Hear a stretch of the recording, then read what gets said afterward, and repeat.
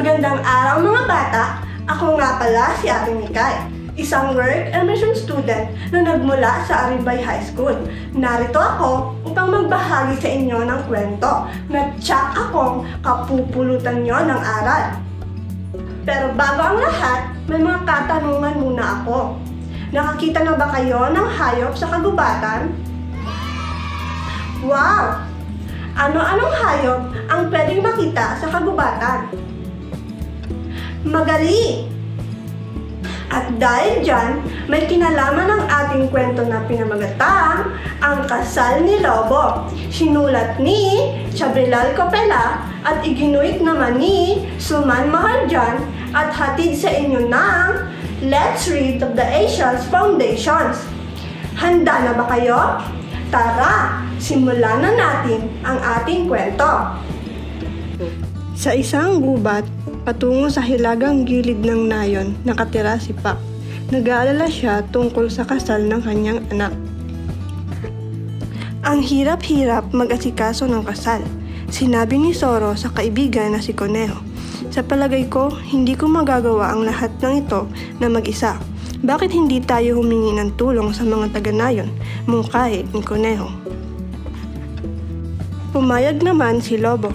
Hiniling niya kay Aso na imbitahan ang lahat. Nagpunta si Aso sa bawat bahay sa kagubatan at hiniling niya na mag-ipon sa bahay ni Lobo.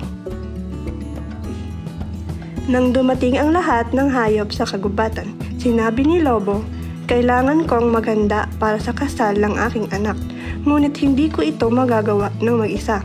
Maaari niyo ba akong tulungan?"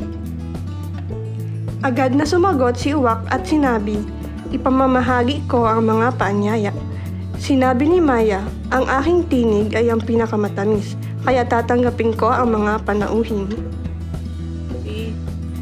Tinaas ni Ibong Kumalkuti ang kanyang kamay at sinabi, "Ako ang bahala sa mga dekorasyon.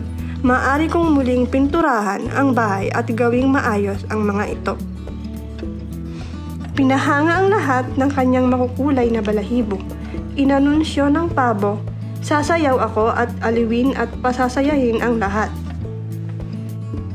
Pinakita naman ni Langgam ang kanyang matipunong pangangatawan at nagsabing, "Ako ang bahala sa transportasyon.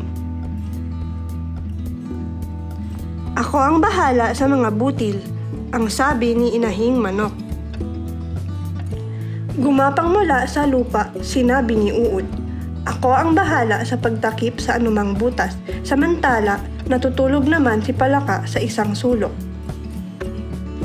Diniliti ni Langgam si Palaka. Pagkatapos sinabi ni Conejo, "Kami ay may kakulangan sa mga awit. Si Palaka ay aawit." Nang sumang-ayon si Palaka, natapos ang pagpupulong. Ang araw ng kasal ay mabilis na papalapit. Matapos may padala ang mga paanyaya, nagtatrabaho si Alamid at ang mga taga-baryo. Hindi nagtagal at ang mga pintuang daan ay hinahampas ng mga bulaklak at ilaw na kumikislap kahit saan. Kumpleto na ang mga paghahanda. Dumating ang mga panauhin. Nauna si Kat sa lahat. May kumakanta at sumasayaw.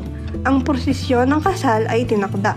Huminga ng malalim si Frog, handa ng kumanta. Ngunit sa halip na maaga, nagkamali siya at kumanta siya ng sadhana na nagaanyaya ng ulan. Malakas na pagbuhos ng ulan at paggapang ng madidilim na ulap. Tingnan niyo kung gaano kabasa ang aking mga perlas, kung gaano kabasa ang aking alampay. Di nagtagal, lumitaw ang madilim na ulap. Pagkatapos, isang malakas na buhos ng ulan. Nataranta si Pax. Hindi nagtagal ay napagtanto ni Palaka ang kanyang pagkakamali. Sa pag-ulan ng bumubuo sa mga paddle, nalinis niya ang kanyang lalamunan at inawit ang tamang kanta. Si Kawa Barahi nakatali sa isang gilid at isang string ng isda na nakabitin mula sa kabilang panig. Walang laman ng paa. Kumuha ng 5 hakbang ang lalaking ikakasal ay pinapadala ng kanyang ina. Ang Sikawa Barahi ay isang lubid na ginamit ng mga pamayanan ng Taro upang magdala ng mga kalakal. Sa kwentong ito, ginagamit ito upang magdala ng mga pagkain para sa kasal. Kaagad lumitaw ang araw. Kahit na bahagyang umaambon pa rin, nagsimulang sumayaw ang mga panauhin. At dito nagtatapos ang ating kwento. Katulad sa kwento, matuto tayong tumulong sa ating kapwa nang walang kapalit. Dahil ang pagtulong ay dapat bukal sa ating kalooban. Sa muli, ako si Ate Mikay na nag-iiwan ng kasabihang walang mawawala kung ika'y tutulong sa kapwa. Huwag kalimutan na mag-follow, like, and subscribe sa aming Facebook page at YouTube channel para sa iba pang kwento na tiyak kapupulutan nyo ng aral.